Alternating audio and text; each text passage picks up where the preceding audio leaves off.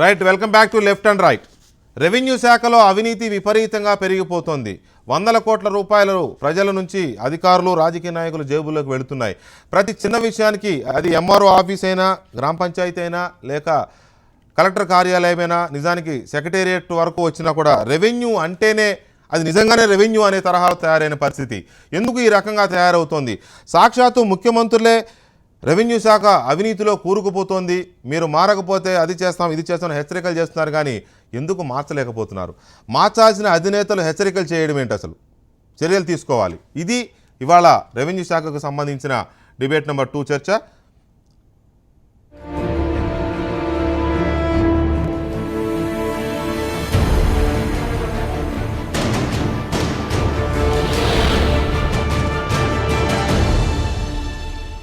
Right, ఈ అంశం మీద మాట్లాడడానికి సుధాకర్ రెడ్డి గారు, శాసనమండలి సభ్యులు, టీఆర్ఎస్ నాయకులు సుధాకర్ రెడ్డి గారు, అలాగే కృష్ణయ్య గారు, ఏపీ ఆంధ్రప్రదేశ్ సెక్రటేరియట్ ఉద్యోగుల ఆంధ్రప్రదేశ్ గెజిటెడ్ ఆఫీసర్స్ అసోసియేషన్ ప్రతినిధి, నాయకులు, అలాగే రెవెన్యూ శాఖ ఉద్యోగి కూడా మీరు, అధికారి కదా, రెవెన్యూ శాఖలోనే ఉన్నారు. వారికి బాగా తెలిసి ఉంటుంది రెవెన్యూలో అవినీతి ఏంటో చూద్దాం. తర్వాత కృష్ణయ్య గారితో పాటు దినకర్ గారు, తెలుగుదేశం పార్టీ నాయకులు, లచ్చిరెడ్డి గారు, Telangana state MRO MRO association, mandal revenue officers association అధ్యక్షులు లచ్చిరెడ్డి గారు స్టూడియోలో ఉన్నారు. ఇక కటారి శ్రీనివాసరావు గారు, లోక్సత్తా నాయకులు మనతో కంటిన్యూ అవుతున్నారు ప్రత్యక్ష ప్రసారంలో. ముందుగా లచ్చిరెడ్డి గారు, మీ ఒపీనియన్ చెప్పండి. ఇది ఇంకెవరో, సరే వెంకటకృష్ణ అన్నాడనో, లేకపోతే ఇంకెవరో ఒక అమాయకుడో ఒక అనామకుడు ఎవరో అన్నారనో అంటే పై పాట లేదులే అనుకోవచ్చు. సాక్షాత్తు ముఖ్యమంత్రులు మాట్లాడుతున్నారు, ఉప ముఖ్యమంత్రులు మాట్లాడుతున్నారు. ఏమని? రెవెన్యూ శాఖ అవినీతిలో కూరుకుపోయింది, మీరు కనుక మారకపోతే మిమ్మల్ని మేము మారుస్తాం, చర్యలు తీసుకుంటాం, అది చేస్తాం ఇది చేస్తాం అని చెప్పి హెచ్చరిక. 2 రాష్ట్రాల్లో మీరు చూసే ఉంటారు కదా, 3-4 రోజు ఇదే ప్రహసనం నడుస్తూ ఉంది. ఎందుకు ఈ రకంగా రెవెన్యూ శాఖ అంత అవినీతిలో కూరుకుపోయింది? అంటే డబ్బులు ఎక్కువ ఉన్నాయా? రెవెన్యూ శాఖలో అవినీతి పెరిగిపోయిందనటంలో అవాస్తవం అది. ఎందుకంటే వ్యవస్థలో అవినీతి లేదని లేము మనం, కానీ రెవెన్యూ శాఖతోని అనునిత్యం ప్రజలు, మీరు ఎగ్జాంపుల్ తీసుకుంటే మా తెలంగాణ రాష్ట్రంలో ఏర్పడ్డ రోజు నుంచి ఈ రోజు వరకు మా ప్రభుత్వంలో మేము రేషన్ కార్డ్స్ అయితే 1,50,00,000 మంది అర్జీలు పెట్టుకోవడం జరిగింది. అదేవిధంగా పెన్షన్స్ కోసం 80 లక్షల మంది అర్జీలు పెట్టుకోవడం జరిగింది. ఈ రోజు వరకు అదేవిధంగా 3,25,00,000 మంది మాతోని డైరెక్ట్గా అర్జీల ద్వారా మాతో లబ్ధి పొందినారు. ఒక ఎనాలసిస్ సీఎం గారు కంప్లైంట్లు ఉంటే చేయమని చేయటం జరిగింది. దానికి 5,500 కంప్లైంట్స్ రావడం జరిగింది. అందులో రెవెన్యూ శాఖ నుంచి 1,800 కంప్లైంట్స్ వచ్చాయి. ఈ 3,25,00,000లో 1,800 అప్లికేషన్స్ కంప్లైంట్స్ వస్తే దాంట్లో రేషియో ఎంత? 0.006%. కానీ ఈ 5,500% వచ్చిన కంప్లైంట్స్ని మిగతా శాఖలతో పోల్చుకుంటూ 33% అవినీతి జరిగిందనట్లో అవాస్తవం ఇది. ఎందుకంటే ఇప్పుడు వచ్చిన మాకాడికి వచ్చిన డైరెక్ట్ పబ్లిక్ చిన్న డీవియేషన్ ఉంది. లచ్చిరెడ్డి గారు, లంచం ఇచ్చే ప్రతివాడు అవకాశం వచ్చినప్పుడు కంప్లైంట్ చేస్తాడు అనుకోవడం పొరపాటు. ఒకవేళ కంప్లైంట్ చేసే నేచర్ ఉంటే లంచం ఇవ్వడు ఫస్ట్. ఒకవేళ కంప్లైంట్ చేసే నేచర్ ఉంటే అప్పుడే ఎదిరిస్తాడు రెండోది. అతను లంచం ఇచ్చి, సరే పెన్షన్ కోసమా లేకపోతే మీరు అన్నట్టు ఇంకా దేనికోసమో, ఏ సర్టిఫికేట్ల కోసం దేనికోసమో ఇచ్చినా కూడా అది చెప్పేంత సాహసం అందరూ చేయరు. పోనీలే 100 రూపాయలు 200 దగ్గర ఏంటి అని కొంతమంది లైట్గా తీసుకునే అవకాశం ఉంది. మీరన్న 1,800 కంప్లైంట్లు, సరే కొంత యువక ఇప్పుడున్న యువకులు కానీ వాళ్ళు ఎవరన్నా కాస్త ఉడుగు రక్తంతో ఉండి సీఎం గారు ఒక నంబర్ ఇచ్చారు కదా చెబుదాం అని చెప్తే చెప్పు ఉండొచ్చు. దాన్ని బేస్ చేసుకొని అంతే ఉంది కాబట్టి అది 0.006%, 0.6% అని అనుకోవడం అనేది అంత కరెక్ట్ కాదేమో. మీరు సర్టిఫికేట్ ఇచ్చుకోవడం అనేది I think it is wrong. లేదు, మీరు మొత్తం మీరు ఎంఆర్ఓ అసోసియేషన్ అధ్యక్షుడిగా ఉండి మీరు సర్టిఫికేట్ ఇచ్చుకుంటున్నారు అని అంటే మీరు ముఖ్యమంత్రి గారిని ప్రభుత్వాన్ని తప్పుపడుతున్నట్లు లెక్క. వారు చెప్తున్నారు అది ఆధారాలతో, వారు చెప్తున్నారు మీ దగ్గర అవినీతి ఉందని. లేదు సార్, ఎందుకంటే అది లేదని నేననేది ఏంటంటే అవినీతి లేదని నేను అనట్లేదు. అవినీతి 0.0%ని మనం హైయెస్ట్ చూపిస్తున్నాం రెవెన్యూ డిపార్ట్మెంట్ని. ఎందుకు చూపిస్తున్నాం రెవెన్యూ డిపార్ట్మెంట్ని? అనునిత్యం పబ్లిక్ చాలా ఆనందంగా ఉంది. ఎందుకంటే మీలాంటి యువకుడు ఎంఆర్ఓ అసోసియేషన్ ప్రెసిడెంట్గా ఉండడం ఆనందంగా ఉంది. కానీ అట్ ది సేమ్ టైం 0.006% మాత్రమే అవినీతి ఉంది అని మీరు అంటుంటే నాకు ఎందుకో కొంచెం బాధ అనిపిస్తుంది. అది కూడా రెవెన్యూ అంటే not only MROs, sir example దయచేసి అర్థం చేసుకోండి. Not only MROs, sir not only MROs, revenues అంటే ఎక్కడి నుంచి ఉంటుంది అని అంటే, రెవెన్యూ అంటే కింద మీ దగ్గర ఉన్న ఆర్ఐ దగ్గర నుంచి, విఆర్ఏ దగ్గర నుంచి పైన రెవెన్యూ మంత్రి వరకు, ఇది ఒక పెద్ద చైన్. కాబట్టి మీరు లేదు అని అనడం మరి ప్రజలు చూస్తున్నారు జాగ్రత్తగా. లేదు సార్, నేను లేదు అనట్లేదు, మీరు గమనించండి. ఎందుకంటే వ్యవస్థలో లోపాలను బట్టి, ఆడ జరుగుతున్న పరిస్థితులను బట్టి మీరు కూడా చూస్తున్నారు. మా రెవెన్యూ రికార్డులు 1940లో రెవెన్యూ సర్వే చేయడం జరిగింది. దానిలో మన తెలంగాణ రాష్ట్రంలో రికార్డు చాలా అస్తవ్యస్తంగా ఉంది. దాంట్లో ఉన్న కొన్ని లోపాలతోని చేయలేని ఉన్నాయి, చేసే ఉన్నాయి. అలాంటి కొన్ని వ్యవస్థలో కొంతమంది ఉంటారు, తప్పుబడి మేము లేదు అని 100% చెప్పట్లేదు. కానీ అన్నిటిని పెట్టుకొని మనం అందులో మొత్తం రెవెన్యూనే టాపు, అంత అవినీతిలో రెవెన్యూనే ఎక్కువ ఉన్నది అనడంలో భావ్యం కాదు. దొంగ పెన్షన్లు రాయించి మొదటి 2 నెలల పెన్షన్ మాకేం తీసుకున్న విలేజ్లు లేవా, మండలాలు లేవా? లేవు సార్. ఎందుకంటే పెన్షన్స్ అనేది లేవంటారా? లేదు సార్, అసలు ఎక్కడ అలాంటి జరగలేదంటారా? 100% జరిగినాయి. కానీ దాని మీద మాకు సంబంధం ఉన్న డిపార్ట్మెంట్ అంటలేదు సార్. దయచేసి మీరు ప్రధాని మీరు మిమ్మల్ని అంటున్నాను అనుకోకండి.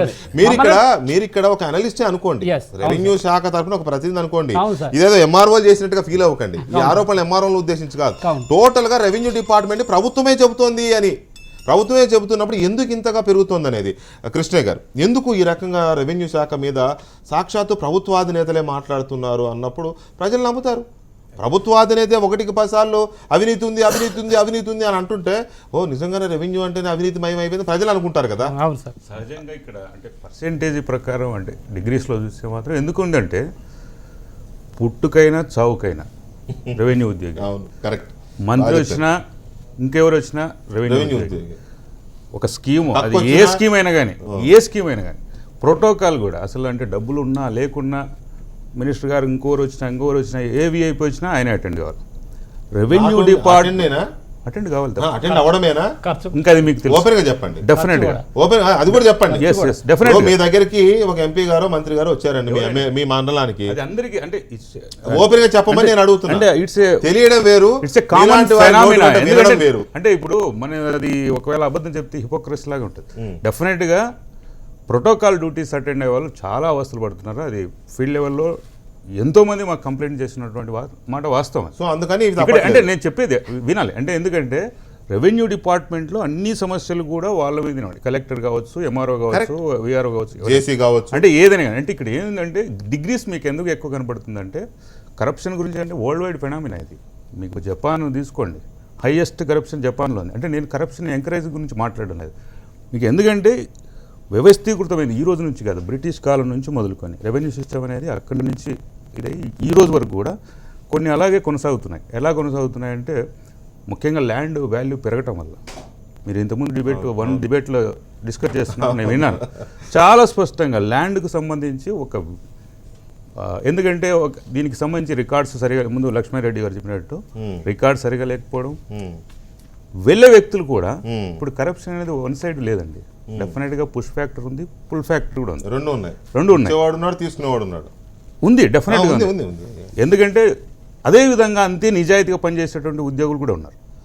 రెవెన్యూ శాఖలో ఉద్యోగులు లంచం తీసుకుంటున్నారని మాత్రమే ఆపేస్తే తప్పు అవుతుంది.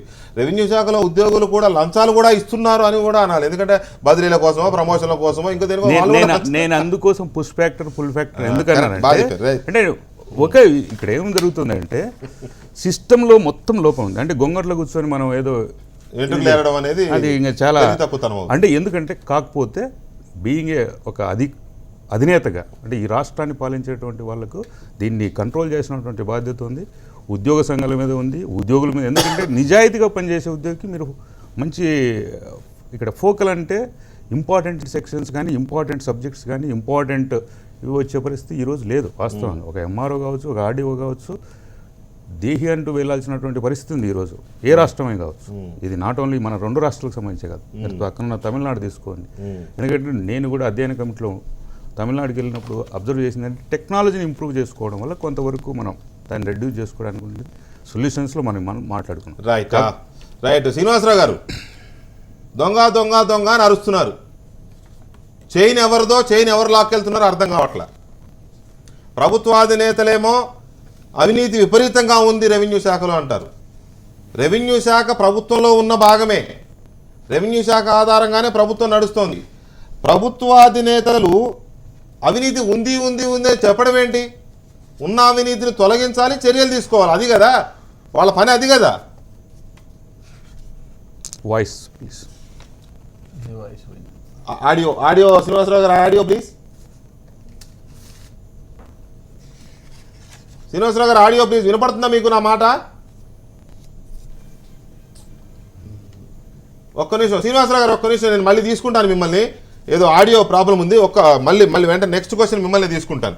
దినకర్ గారు, ఇది ఏ రకమైన బాధ్యత ప్రభుత్వ అధినేతలకి? ఇప్పుడు ఇందాక కృష్ణయ్య గారు అన్నట్లే ఒక వ్యవస్థీకృతమైనటువంటి రుగ్మతగా కనబడుతుంది. పుట్టిన పిల్లవాడి దగ్గర నుంచి మరణించే మార్చురే వరకు ప్రతి చోట కూడా, ప్రతి వ్యవస్థలో ఉన్నటువంటి అన్ని విభాగాల్లో కూడా కనపడుతున్నటువంటి రుగ్మత. అయితే ముఖ్యంగా రెవెన్యూ శాఖ అనేటప్పటికీ అత్యంత ప్రాధాన్యత సంబంధించినటువంటి ప్రభుత్వ కార్యకలాపాలు సాగించేటటువంటి శాఖ. ఏ విధమైనటువంటి ఆర్థిక వనరులు వెచ్చించడం కానీ, వాటిని కలెక్ట్ చేయటం కానీ, మరీ ముఖ్యంగా భూమికి సంబంధించినటువంటి ట్రాన్సాక్షన్స్కి సంబంధించినటువంటి వ్యవహారాల్లో అట్టడుగులో ఉన్నటువంటి దాదాపు 50 సెంట్లు 30 సెంట్లు ఉన్నటువంటి వాళ్ళు కూడా ఎఫెక్ట్ అవుతున్నటువంటి పరిస్థితి. అంటే poorest of the poor also effecting అనమాట. అందువల్ల చాలా త్వరగా బయటికి వచ్చేటటువంటిది, ఎఫెక్ట్ అయ్యేటటువంటి ప్రజలు ఎక్కువగా కనపడటం. దానివల్ల ఇప్పుడు ఆంధ్రప్రదేశ్లో వచ్చేటప్పటికి ఈ ప్రాబ్లమ్ని చేయటం కోసం ఒక సాఫ్ట్వేర్ ఈ ప్రగతి అనేటటువంటి సాఫ్ట్వేర్ని తీసుకోవడం జరిగింది. దాని ద్వారా దాదాపు 33 శాఖలను 300 విభాగాల్లో 744 అప్లికేషన్స్ని ప్రవేశపెట్టి ఇప్పుడు పాస్బుక్ని కూడా ఈ పాస్బుక్ని జారీ చేయటము ఇమీడియట్ ఎఫెక్ట్. అంటే ఒకటి సార్, టెక్నాలజీ డెవలప్ అవుతున్న కొద్దీ డాక్యుమెంట్స్ కూడా సింప్లిఫై అయిపోతాయి. ఇంతకుముందు ఇంత పుస్తకం ఉండేది, ఇప్పుడు ఇంత కార్డు. 100 సర్టిఫికేట్లని 7 సర్టిఫికేట్కి కుదించడం జరిగింది. ఎందుకంటే దాదాపు అక్కడ అధికారులతోటి వెళ్ళి సర్వీస్ తీసుకునే ఒకప్పుడు 1 GB హార్డ్ డిస్క్ ని పెద్ద షిప్ లో తీసుకొచ్చారంట. ఇప్పుడు 32 GB పెన్ డ్రైవ్ జేబులో పెట్టి తిరుగుతున్నారు. నేను అంటున్నది దినకర్ గారు, దయచేసి కలెక్టర్ల సమావేశంలో చంద్రబాబు సీరియస్. రాష్ట్రంలో పెరిగిపోతున్న అవినీతిపై సీఎం చంద్రబాబు ఆగ్రహం. తాను రాష్ట్రాన్ని 2 అంకెల స్థాయి అభివృద్ధి వైపు తీసుకెళ్తుంటే కొంతమంది అవినీతిలో 2 అంకెల అభివృద్ధి సాధిస్తున్నారంటూ విమర్శ. రెవెన్యూ, మున్సిపల్ శాఖలపై అవినీతి ముద్ర ఉంది. ఈ శాఖల్లో అవినీతి కారణంగానే ప్రభుత్వానికి చెడ్డ పేరు వస్తోంది. ఏపీ సర్కారు ప్రజాభిప్రాయ సేకరణ, అవినీతి రారాజు రెవెన్యూగా తేల్చిన ప్రజాభిప్రాయం చాలా స్పష్టంగా చెప్పారు. చెప్పారు ఎందుకంటే చర్యలు తీసుకోవడానికి ఎందుకంటే సమయుక్తం అవుతున్నాము. 15 నెలలు అయ్యింది. 43% ఫిట్మెంట్ కూడా ఇచ్చాము కష్టకాలంలో. ఇప్పుడు అందరూ కూడా లోటు బడ్జెట్లో ఉన్నారు. ఈ రాష్ట్రాన్ని మనం అందరం కూడా ముందుకు నడిపించుకోవాలి. కాబట్టి మీరందరూ కూడా సహకరించాల్సినటువంటి ఈ పరిస్థితుల్లో ప్రజల్ని ఇబ్బందికరమైనటువంటి పరిస్థితుల్లోకి నెట్టవలసినటువంటి కార్యకలాపాలు ఏమన్నాయి వాటిని అన్నింటినీ కూడా ఆపవలసిందే అని ఒక హెచ్చరిక, అంటే ధైర్యంగా ఒక హెచ్చరిక చేసి మిమ్మల్ని అందరినీ జాగ్రత్తగా చెప్పడంలో తప్పేంటి? తెలంగాణలో రెవెన్యూ శాఖ మీద ప్రభుత్వాలు అసంతృప్తిగా ఉన్నాయి, ప్రభుత్వ అధినేతలు అసంతృప్తిగా ఉన్నారు, అవినీతి పెచ్చరిల్లుతోంది అని. దీనికి చెప్పండి, వాళ్ళ అసంతృప్తితో ఉండడం ఏంటి? ప్రజలకు సంతృప్తికరంగా ఉండేలాగా చేయాల్సిన బాధ్యత వారి మీద ఉంది. ప్లీజ్. దీనికి 2 అంశాలు ఇందాక నేను చెప్తున్నప్పుడు మీరు తీసుకొచ్చిన 2 రెవెన్యూ ఉద్యోగులు, అలాగే 2 ప్రాంతాల్లో అధికార పార్టీ నాయకులు ఉన్నారు. దీనికి మనం గమనించాల్సింది ఏంటంటే మొత్తం 2 రాష్ట్రాల్లో మూకుమ్మడిగా జరుగుతున్నది. ముఖ్యంగా ఆంధ్రప్రదేశ్లో మరింత ఎక్కువ జరుగుతున్నది ఇసుక మాఫియా.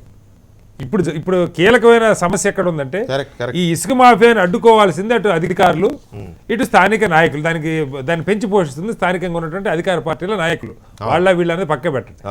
దాదాపు మనకి చాలా డీటెయిల్గా రిపోర్ట్లు వచ్చినాయి. ఏంటంటే ఆంధ్రప్రదేశ్లో 70-80 నియోజకవర్గాల్లో ఇదే ప్రధాన ఆదాయ వనరైన నాయకులకి. ఇదంతా ఎవరి మీద పడుతుంది? ప్రభుత్వం ఎక్కడో చోట ప్రజల్లో ఇదేదో కనపడిన అవినీతి కాదు, కాళ్ళ కింద భూమి తవ్వేసుకుంటున్నారు లేదా ఇంకోటో కాదు. ప్రజలకు ఇసుక దొరకట్లా. ఈ సమస్య వచ్చిన తర్వాత ఏమవుతుందంటే మొత్తం అయిపోయి ఇల్లు కట్టుకునేవాడికి ఇసుక లేని పరిస్థితి వచ్చింది. ఈ నేపథ్యంలో అవినీతి గురించి పుంకాలుగా అటు ఇటు 2 పక్కల వార్తలు, ముఖ్యంగా ప్రజలు సఫర్ అవడంతో ప్రభుత్వం అలర్ట్ కావడానికి, నా తప్పు లేదని చెప్పుకోవటానికి అధికారులను కనుక 2 మాటలు అనేసేస్తే, చంద్రబాబు గారికి ఎట్లయితే దశాబ్దాలుగా మిమ్మల్ని నేను నిద్రపోనందుకు ఆయన ఏదో ప్రజల పక్షాన ఉన్నట్టు ఉద్యోగులకు వ్యతిరేకంగా ఉన్నట్టు ముద్ర ఎట్లయితే ఏచుకోగలిగారో, అదే రీతిలో ప్రభుత్వమే నాలో అవినీతి ఇది ఉందని చెప్పి అవినీతిని కంట్రోల్ చేస్తారని అవినీతిని వారు చెప్పారు. సర్వే రిపోర్ట్ ఇవ్వడం కాదు ప్రభుత్వం బాధ్యత. తప్పు చేస్తున్నారు సరి చేసుకోండి అని కాదు, తప్పు చేసిన వాళ్ళు శిక్షించడానికి ఏసీబీ ఉన్నది. మా రెవెన్యూ శాఖలు ఎక్కువ, నీకు 4 అధికారులు ఎక్కువ పెట్టి శిక్షించండి. అక్కడ తప్పు మీరు చేయొద్దు సరి చేసుకోండి అని చెప్పడం అంటే తప్పుని ప్రోత్సహించడం నెంబర్ 1. రెండవది, ఇంద వారు చెప్పారు చాలా సర్వీసెస్ పట్టాదారు పాస్బుక్ దగ్గర నుంచి ప్రతి దానికి రెవెన్యూతో లింక్ అయి ఉన్నాయి. సిటిజన్ చార్టర్స్ అమలు చేయండి అని కొన్ని దశాబ్దాల నుంచి చెబుతున్నాం. ఇప్పుడు వాటిని ఈ సర్వీసు ఈ ప్రగతో ఆ ప్రగతో పెట్టి యూజర్ ఛార్జీలు బాధటం తప్పదు. దానికి కూడా నేను వెల్కమ్ చేస్తున్నా, ఎందుకంటే ఏమీ లేని చోట అదే గొప్ప విషయం. మీరు సిటిజన్ చార్టర్లు అమలు చేసినట్టుగైతే పని సకాలంలో కాకపోతే ప్రజలకు పెనాల్టీ వేసే ఎవరైతే అధికారి దానికి బాధ్యుడో వాడికి పెనాల్టీ వేసే చట్టాన్ని తీసుకురమ్మంటే ఒక్క మున్సిపాలిటీలో 4 సర్వీసెస్ తప్ప ఇప్పటిదాకా దాన్ని ఊసెత్తిన వాళ్ళు లేరు. రెవెన్యూలో ఒక్క సర్వీస్ కొందో చెప్పండి. నేను ఒక పట్టాదారు పాస్బుక్ కోసం వెళ్ళాను, నాకు ఇవ్వలేదు ఇన్ టైంలో, ఇవ్వకపోతే అధికారికి పెనాల్టీ వేసే చట్టం ఉందా? ఒక్క సర్వీస్కి రెవెన్యూ శాఖలో ఒక్కటంటే ఒక్క సర్వీస్ కూడా టైం బౌండ్ లేదు. నువ్వు ఇష్టం నా దయా నీ ప్రాప్తం, నేను ఇస్తే తీసుకో లేకపోతే లేదు. మరి లంచాలకు ఏమవుద్ది? అవినీతికి లంచాలు పెరుగుతాయి. శ్రీనివాస్ గారు ఒక్క నిమిషం, సుధాకర్ రెడ్డి గారు, ఎందుకు ఈ రకంగా రెవెన్యూ శాఖ అప్రతిష్ట పాలవుతుంది? అప్రతిష్ట అంటే అదేదో ప్రతిష్టాత్మకంగా ఉందని నేను సర్టిఫికేట్ ఇవ్వట్లేదు, కానీ ఎక్కువగా దాని మీద ఫోకస్ పెడుతున్నారు. అది నా ఇంటి ఎందుకొరకంటే ప్రజాప్రతినిధులకు ప్రజలకు దగ్గరగా ఉండేటువంటి ఒక శాఖ రెవెన్యూ శాఖ. ఎందుకంటే ఏ గ్రామానికి పోయినా నా భూమి వివరాలు ఏమన్నాయో అవి సరిగ్గా నాకు అందుబాటులో ఉంటలేవు, నా పాస్బుక్ నాకు ఇస్తలేడు, కాబట్టి వీటి అంత సమాచారం అంతా కూడా రెవెన్యూ శాఖతోటే జరిగేది. కాబట్టి ఎక్కువగా ప్రజలతోటి సంబంధం ఉండేటువంటి ఒక శాఖ రెవెన్యూ శాఖ. కాబట్టి ఆ రెవెన్యూ శాఖ అధికారులు ఎవరైతున్నారో వారి మీద పని ఒత్తిడి ఉంటుంది. మా లచ్చిరెడ్డి అన్నట్టుగా నిజంగానే పని 3 కోట్ల జనం వారికి సార్ట్అవుట్ చేయవలసినటువంటి బాధ్యత ఆర్ఐ మీద ఉంటుంది, ఎంఆర్ఓ మీద ఉంటుంది, ఆర్డీఓ మీద ఉంటుంది. ఇవన్నీ ఉంటమాట వాస్తవం. పని భారం ఎక్కువైనట్టయితే దాన్ని డిస్ట్రిబ్యూట్ చేసుకొని ఇంకొక 4గురిని ఎక్కువగా అపాయింట్ చేసుకునేటువంటి ఎగ్జిక్యూటివ్ బాధ్యత ఉండాలి. కానీ ఆ విధంగా ఇంతవరకు కూడా ఆ స్ట్రక్చర్లో మార్పు ఎందుకు తీసుకొస్తలేరు ఇన్ని సంవత్సరాల నుంచి? కాబట్టి ఇదైతే ఎగ్జిక్యూటివ్ అధికారులదే, ఐఏఎస్ ఆఫీసర్లదే బాధ్యత. కాబట్టి చట్టాలు చేసడానికి మేము బాధ్యత వహిస్తాము. ప్రజల దగ్గరికి వచ్చినప్పుడు ప్రజాప్రతినిధులుగా ఇగో మా డిమాండ్ ఇది విధంగా ఉన్నదయా, మీరు ఏం చేస్తుండ్రని అధికారులను నిలదీయవలసినటువంటి బాధ్యత ఉంటుంది. ఇక రెండవది, నాకే అనుభవం కలిగింది. ఎందుకంటే నేను హైదరాబాద్లో ఉంటా కాబట్టి నా భూమి కరీంనగర్లో ఉంటుంది. నేను ఎంత ఉంది మీకు భూమి? నాకు 6 ఎకరాలు ఉన్నది. ఉన్న విషయం వాస్తవం చెప్తాను. ఆ 6 ఎకరాలలో నేను పోయిన 4 సంవత్సరాలు ఇదివరకు పైసల పట్టర్ ఉండే. లచ్చిరెడ్డి గారు చెప్పండి, పైసల పట్టి ఉన్నప్పుడు పైసలు జమ చేస్తుంటే కాబట్టి నా భూమి రికార్డ్ ఏమున్నదో తెలుస్తుండే. ఇప్పుడు పైసల పట్టి లేదు. అంటే పైసల పట్టి అంటే పాండినకల అంటే రెవెన్యూ కలెక్షన్. ఇప్పుడు రెవెన్యూ కలెక్షన్ లేదు కాబట్టి నా భూమి వివరాలు సక్రమంగానే ఉంటాయి అనేటువంటి నాకు నమ్మకం. 4 సంవత్సరాల తర్వాత చూస్తే ఏమైపోయిందంటే నా భూమిలోనే ఇంకోటి ఎకరం జాగను నమోదు చేసిండు ఎంఆర్ఓ, ఇంకొని పేరు ఎస్సీని పేరు తీసుకొచ్చి నమోదు చేసేసాడు. అరే మళ్ళీ నేను రికార్డు చూసుకున్న వరకు దాంట్లో ఇంకో ఎకరం దాంట్లో వేరే ఒకటి పేరు వచ్చేసింది. ఈ పేరు ఎట్లా వచ్చినాయా అని మళ్ళీ నేను అప్పీల్ పెడితే, తహసీల్దార్కి పెడితే, ఆర్డీఓకి పెడితే, కలెక్టర్కి పెడితే. ఎందుకంటే చదువుకున్నాను కాబట్టి, ఇంకా పాప చదువుకున్నాడైతే వాడు ఎక్కడ చూసుకుంటుండే రికార్డు. కాబట్టి ఎంతమందికి పెట్టినా అన్ని ఎంక్వైరీలు అయినా కానీ మళ్ళీ ఆ ఎకరం భూమి నా పేరు మీద వచ్చడానికి గగనం అవుతుంది, ఇంతవరకు వస్తలేదు.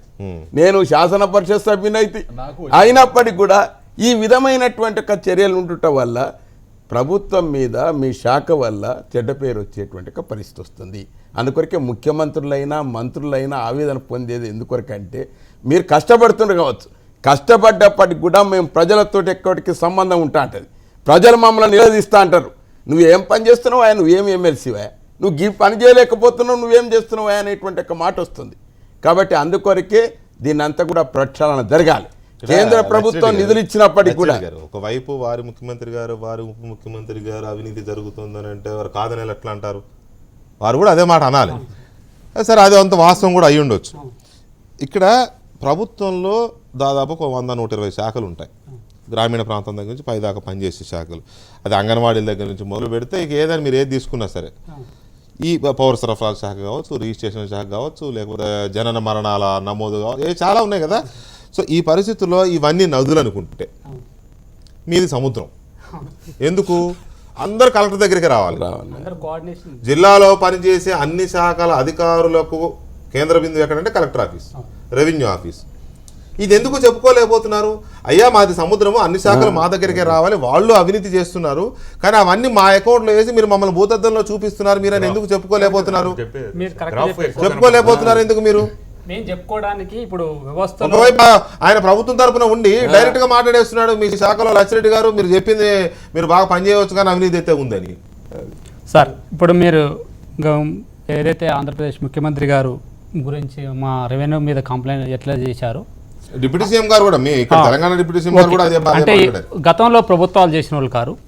గతంలో ప్రభుత్వాల గురించి మనం ఒక్కసారి రివైజ్ చేసుకుంటే ఇదే చంద్రబాబు నాయుడు గారు రెవెన్యూ డిపార్ట్మెంట్ని మొత్తం కొలాప్స్ చేసి పంచాయతీరాజ్లో కలపడం జరిగింది. కలపడం వల్ల దాన్ని సెట్ చేసుకోవడానికి ఈ రోజుకి ఇంకా కూడా మాకు సమయం జరుగుతుంది. పంచాయతీ సెక్రటరీ నుంచి మళ్ళీ విఆర్ఓ వ్యవస్థను తీసుకొచ్చి రాజశేఖర రెడ్డి గారు అప్పటి నుంచి మీ ఈ రికార్డులను ఎంత గందరగోళం ఏర్పడదంటే అక్కడి నుంచే. అదే కాదు మళ్ళీ ఎన్టీ రామారావు గారు భూమి ఇస్తుండేది, భూమి మన భూమి మన దేవుడు ఇచ్చిన భూమికి ఎందుకు పన్ను మొత్తం తీసేసినాడు. పన్ను తీసేసిన కాడి నుంచి ఆ రోజు నుంచి రికార్డ్స్ మొత్తం కూడా ఇప్పుడు మన ఎమ్మెల్సీ గారు సుధాకర్ రెడ్డి గారు చెప్పినట్టు కనీసంగా చూసుకునే బాధ్యత కూడా లేకుండా పోయింది. అంటే ఆ వ్యవస్థలో ఈ తారుమారు కావటం వల్ల, అనుభవం లేని వ్యవస్థ వల్ల రెవెన్యూలు కాకుండా పంచాయత్ సెక్రటరీలు కూడా రెవెన్యూలో కలిపినాడు. అందరినీ ఒకటే చేయటం వల్ల అసలు పాని అంటే తెలవని వాళ్ళని కూడా పంచాయత్ సెక్రటరీలు పానీ రాసే పరిస్థితికి వచ్చింది. అంటే ఆ వ్యవస్థని కొలాప్స్ చేసింది ఎవరు? చంద్రబాబు నాయుడు గారు తీసుకొచ్చి ఇప్పుడు అక్కడ మీరు దయచేసి మీరు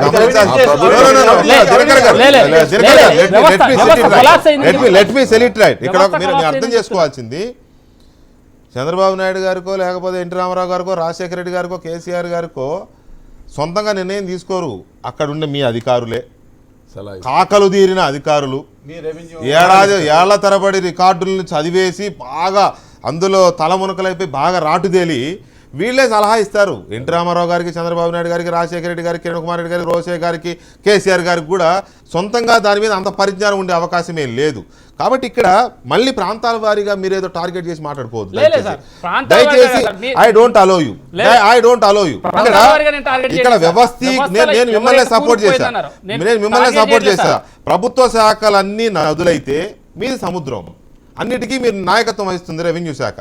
అలాంటప్పుడు అన్నిటి అవినీతి అకౌంట్ తీసుకొచ్చి మీ అకౌంట్లో వేయడాన్ని మీరు ఎందుకు అడ్డుకోలేకపోతున్నారు? నేను అడిగితే మీరు ఎక్కడికో మళ్ళీ చంద్రబాబు నాయుడు దగ్గరికి మళ్ళీ ఆంధ్ర తెలంగాణ ఆయన ఏదో మాట్లాడతాడు, ఈ పంచాయతీ నేను చేయలేదు, ఈ పంచాయతీ నేను చేయలేదు. మనము ప్రజలు పాలన ఇంతవరకే మాట్లాడదాం మనం.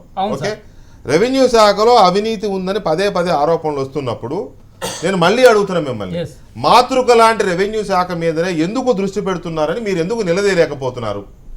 అదే సార్, మేము నిలదీయటానికి ఇప్పుడు ఏదైతే మనకు అవినీతి అనేది ఇప్పుడు ఆరోపణలు విపరీతంగా వస్తున్నాయో, మేము ఈ అందరికి కోఆర్డినేషన్ చేసుకోవాల్సిన డిపార్ట్మెంట్ మాది. మీరు ఇప్పుడు గతంలో ఇప్పుడు మా ప్రభుత్వం వచ్చిన తర్వాత 24 స్కీమ్లు ఇంప్లిమెంటేషన్ చేసినాం. అందులో ప్రతి స్కీమ్లో కూడా మేమే ఉన్నాం. సమగ్ర కుటుంబ సర్వే నుంచి ఈ రోజు వరకు కూడా రెవెన్యూ డిపార్ట్మెంట్ ఉన్నది. ప్రతి దాంట్లో కూడా మేము ఉన్నాం. అదేవిధంగా 365 రోజులు మన ఏదైతే ఎలక్షన్ అప్డేషన్ ఉందో దాన్ని కూడా అప్డేషన్ చేయడానికి బాధ్యతలు. కానీ ఒక ఎగ్జాంపుల్ తీసుకుంటే ఒక కరీంనగర్ మండలమే 5 లక్షల జనాభాతో కూడుకున్నది. 25 మంది ఆడ సభ్యులు ఉన్నారు. ఒక్క మండలమే 25 మంది ఉన్నారు. 5 లక్షల పాపులేషన్, ఒక ఎమ్మెల్యే కాన్స్టిట్యున్సీ అంతా.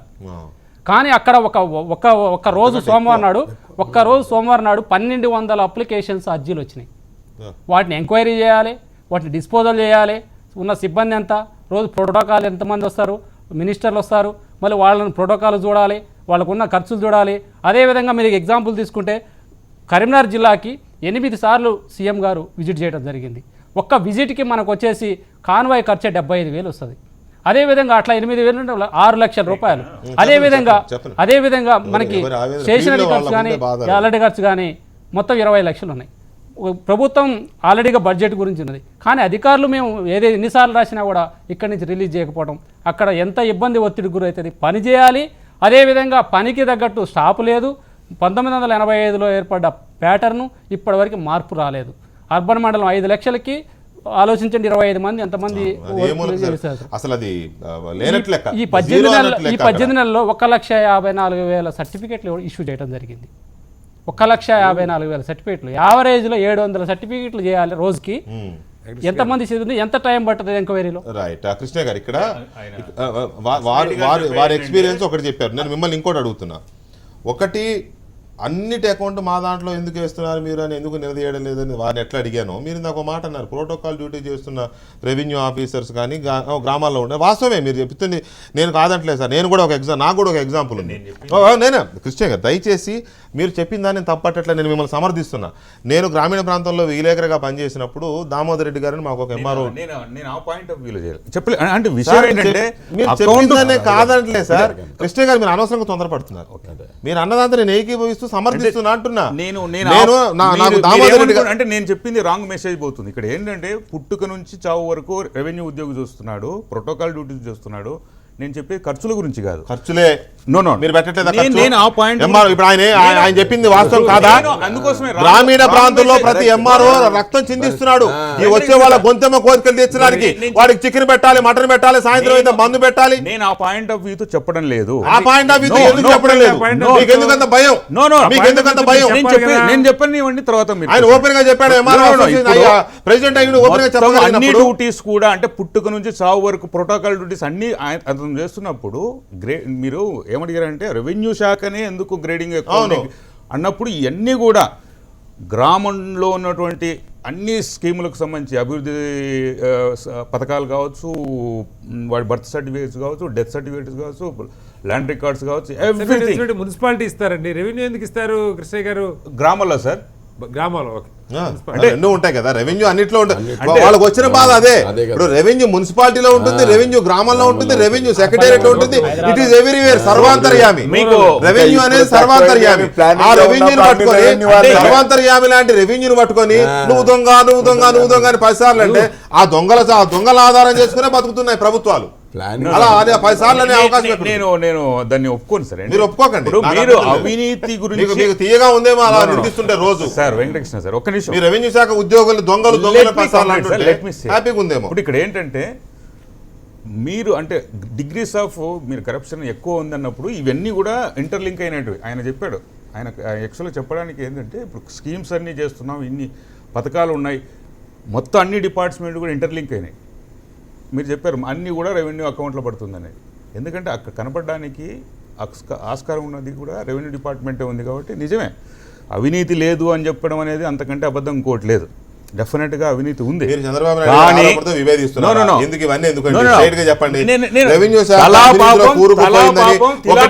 ఒకటికి 10 సార్లు చంద్రబాబు నాయుడు అభిప్రాయంతో మీరు వివేదిస్తున్నారా? స్ట్రైట్ గా చెప్పండి, ఎందుకు ఇదంతా? స్ట్రైట్ గా ఉండదు సార్. ఇప్పుడు అవినీతి లేదు అని అనమని నేను అనడం కృష్ణయ్య గారితో పాపం తిలా పిడికెడు. ప్రభుత్వం, ప్రజలు, ఉద్యోగులు ఈ ముగ్గురు కూడా. ఎందుకంటే వ్యవస్థ ప్రజలు కూడా అవినీతి పాల్పడుతున్నారు. డెఫినెట్ గా ప్రభుత్వం 100% ప్రజలైతే తీసుకోవట్లేదు. వాళ్ళ యాటిట్యూడ్ లో ప్రజలు ఇప్పుడు మీరు ప్రజలు బాధితులు. ఒక ఎంఆర్ఓ దగ్గరికి వచ్చినప్పుడు అంటే మనకి ఇప్పుడు ఎక్కడికి వచ్చిందంటే వ్యవస్థ చివరికి కృష్ణ గారు ఇబ్బంది పడుతున్నారు పాపం. లోపల ఆవేదన ఉంది, కానీ చెబితే ఆయన నాయకుడు ఉన్నాడు కదా. తెల్లారేసి మధ్య చంద్రబాబు నాయుడు గారితో సమావేశాలు జరుగుతున్నాయి. కృష్ణయ్య బాగున్నావా అంటాడు కదా.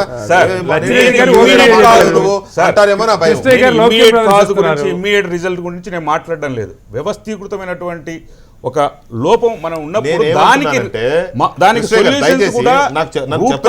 మీకే చెప్పండి. మీరంటే పూర్తి సింపతితో రెవెన్యూ ఉద్యోగుల పట్ల ఉన్న అవగాహన నేను కేంద్ర సంచి చూసి వచ్చాను కాబట్టి దయచేసి నేను ఏమంటున్నానంటే చంద్రబాబు నాయుడు గారు ఏమంటున్నారు, ఇక్కడ కేసీఆర్ గారు కానీ లేకపోతే డిప్యూటీ సీఎం గారు కానీ వీళ్ళందరూ అంటున్నది ఏంటి? రెవెన్యూ శాఖ అవినీతి పేరుకుపోయింది. ఆయన ఏదో ఒక పత్రిక రాశారు 33% అవినీతి రెవెన్యూ శాఖలోనే ఉంది. చెప్పాను కదా, అన్ని డ్యూటీలు అనేది చేస్తున్నారు కాబట్టి దాని గురించి మాట్లాడాల. ఇలా మాట్లాడుతున్నారు కదా. ఓకే, మీరు రెవెన్యూ శాఖలో అవినీతి ఉందంటున్నారు. ఇక మీద అవినీతికి పాల్పడితే కొరడా దెబ్బలు తప్పని చెప్పి వార్నింగ్ ఇస్తున్నారు కదా. మేము అవినీతికి పాల్పడం.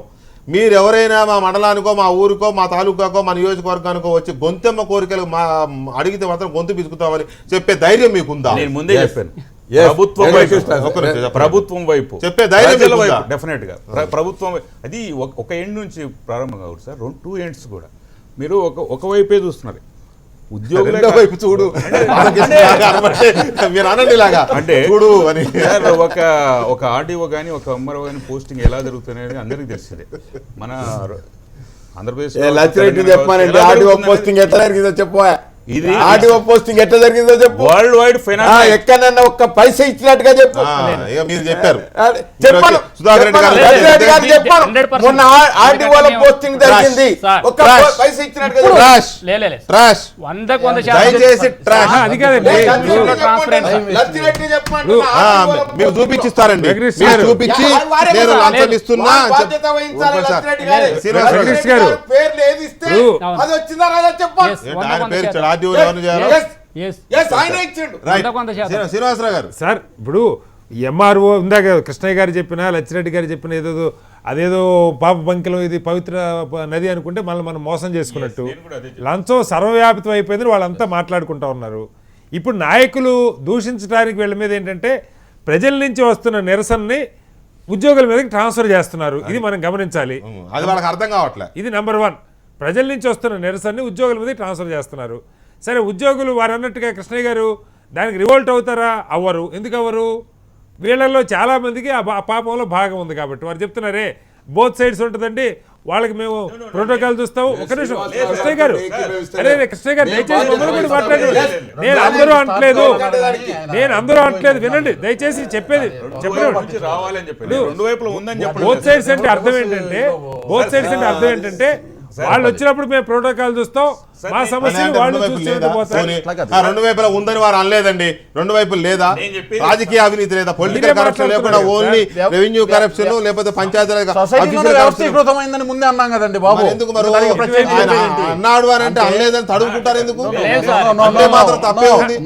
అది- ఇప్పుడు ఆయన ఓపెన్ గా చెప్పాడు ఇందాక, అట్లా చెప్పడానికి ఏం ఆయన ఇబ్బంది? సమస్యలు చెప్పాడు, ఈయన కూడా సమస్యలు చెప్పుకోవాలి. సమస్యలు సమస్యలు కానీ దయచేసి- ఎవరి సమస్యలు వాళ్ళు చెప్పుకుంటారు. వెంకటేష్ గారు. ఒక్క నిమిషం శ్రీనివాసరావు గారు, ఒక్క నిమిషం అంటే దినకర్ గారు చెప్పండి. ఎందుకు ఒక రెవెన్యూ శాఖ టార్గెట్ అంటే మిగతా శాఖల గురించి కూడా మాట్లాడుతున్నప్పటికీ రెవెన్యూ మాట్లాడుతున్నారు.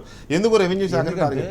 ఇందాక అనుకున్నట్టు పుట్టిన దగ్గర నుంచి చావు వరకు ప్రతి దానిలో మిళితం అవటం వల్ల అన్ని డిపార్ట్మెంట్లకి ఇంటర్లింక్డ్గా అక్కడికి రావటం వల్ల హోల్ పర్సెంటేజ్ అక్కడ నాకు తెలిసి ఇంకొకటి యాక్ట్ ప్రభుత్వాధినేతలకు తెలియదా? రిజిస్ట్రేషన్ శాఖ ఇంకోటి వదిలేసాం మనం ఇందాక రిజిస్ట్రేషన్ శాఖ అవునండి, That also part and parcel. శాఖ ఉంది, పంచాయతీ చూసినప్పుడు శాఖ ఉంది, చాలా ఉన్నాయి. ఎట్లా ఉందంటే ఒక చిన్న డాక్యుమెంట్ ఎగ్జిక్యూట్ కావాలన్న ఎందుకంటే చాలా చిన్న వ్యక్తికి కూడా డైరెక్ట్ గా ఇంపాక్ట్ పడుతుంది కాబట్టి ఆ శాఖ మీ ఆర్గ్యుమెంటే కాదనడం లేదు.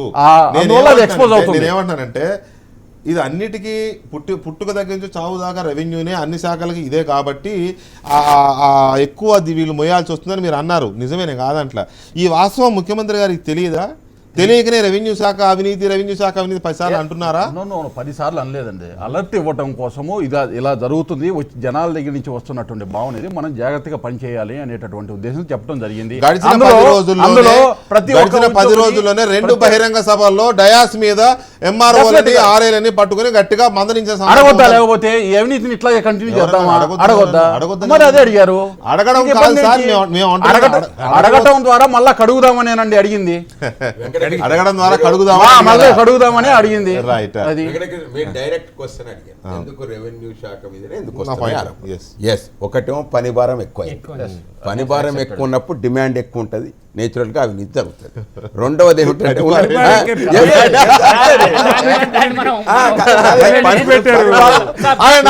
లచ్చిరెడ్డి గారు సమాధానం చెప్పాలి. ఇప్పుడు పని భారం ఎక్కువైంది కాబట్టి నేచురల్ గా డిమాండ్ ఎక్కువ ఉంటుంది. నేను సమాధానం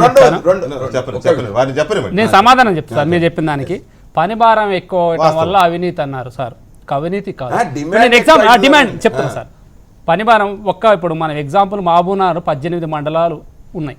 ఆర్డీఓ గారికి టైటిల్ డీడ్ ఇష్యూ చేసేది ఆర్డీఓ గారు. 18 మండలాలు ఉన్నాయి అంటే ఎన్ని కాన్స్టిట్యున్సీలకు? దరిదాపుగా 5 కాన్స్టిట్యున్సీలు పరిధి సార్ది. ఆయన ప్రోటోకాల్ చూడాలి, మంత్రులు వచ్చేది చూడాలి, మండలాలు తిరగాలి, అన్నీ చేయాలి. ఆయనకు టైం ఎక్కడ ఉంటుంది సార్? 24 గంటల్లో ఎన్ని స్కీములు ఆయన పాటించాలి? టైటిల్ డీడ్ ఇష్యూ చేయాలి. పబ్లిక్ టైటిల్ డీడ్ లేని బ్యాంకు లోన్ రాదు. ఇక్కడ ఇండైరెక్ట్గా విఆర్ఓల నుంచి టైటిల్ డీడ్ ఇష్యూ చేయబడుతుంది. విఆర్ఓ ఆల్రెడీ టైటిల్ డీడ్కి పంపించారు ఆర్డీఓ దగ్గరికి. ఆర్డీఓ సంతకం పెట్టాలంటే ఆయనకు టైం లేదు. దానివల్ల ఏమవుతుందంటే కింది లెవెల్లో ఒత్తిడి పెరుగుతుంది. వాళ్ళ ఒత్తిడి వల్ల ఇక్కడ సంతకాలు కాకపోవడం వల్ల కంప్లైంట్స్ విపరీతంగా వస్తాయి, ఖచ్చితంగా జరుగుతాయి. దానికి ఏంటంటే తొందరగా రావాలనే ఉద్దేశంతో ఏదో కొంతమంది జరుగుతాయి. కానీ దానివల్ల ఏమవుతుందంటే వ్యవస్థలో ఇప్పుడు ఏదైతే సార్ చెప్పిండో ఒత్తిడి వల్ల డిమాండ్ ఉంటుందని. డిమాండ్ ఒత్తిడి వల్ల ఉండటం కాదు, అది మనం వ్యవస్థలో మనం ఏదైతే రీఆర్గనైజేషన్ అన్నామో, రీఆర్గనైజేషన్ వల్ల పబ్లిక్ మనం ఈజీగా డెలివరీ చేయడానికి ఈజీ పాసిబిలిటీ ఉంటుంది. కాబట్టి మన మండలాలని డివిజన్ రీఆర్గనైజేషన్ ద్వారా ఏర్పాటు చేసుకోవాలనే ఉద్దేశంతో రెండో పాయింట్ ఏంటంటే సుమారు 80 సంవత్సరాల క్రితం రికార్డులు ఉన్నాయి తెలంగాణ ప్రాంతంలో. అప్పటి నుంచే రికార్డులు సరి చేయాలి. ఇప్పుడు ఏదైనా మనం ఇలా సర్వే చేసుకుంటే 100 ఎకరాలు ఉంటే 120 ఎకరాల రికార్డు వస్తుంది. అంటే 20 ఎకరాలు ఎక్కడి నుంచి వస్తుంది అన్నట్టు. కాబట్టి అస్తవ్యస్తంగా కాబట్టి అందుకొరకే ఇటువంటి అస్తవ్యస్తంగా ఉండేటువంటి ఒక రికార్డులన్నీ సవరించినట్టయితే ఈ అవినీతి కొద్దిగా ఫుల్ స్టాప్ పెట్టేటువంటి అవకాశం ఉంటుంది. రెవెన్యూ శాఖను కొద్దిగా ప్రక్షాళన చేసేటువంటి అవకాశం ఉంటుంది.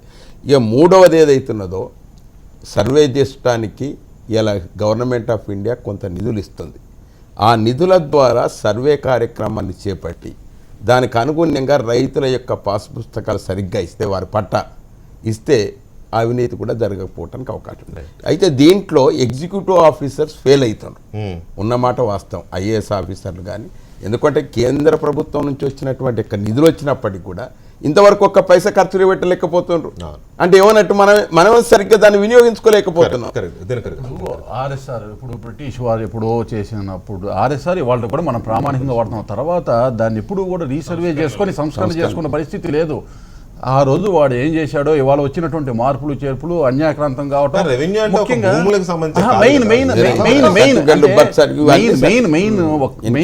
భూమి దగ్గర వెళ్ళినప్పుడు గ్రామ కంటాలు ఉండేయండి. ఇద్దరికి 300 ఎకరాలు 500 ఎకరాలు ఒక్కొక్క ఊరికి. ఇవాళ 300-500 ఎకరాలు ఏమైపోయినాయో అర్థం కాలేదు. అది 100 అయినాయా 50 అయినా 10 అయినాయో కూడా అర్థం కాని పరిస్థితి. అంటే ఒకసారి మట్టికి మన సుధాకర్ రెడ్డి గారు చెప్పినట్టు రీసర్వే మట్టికి జరిగి తీరాల్సిందే.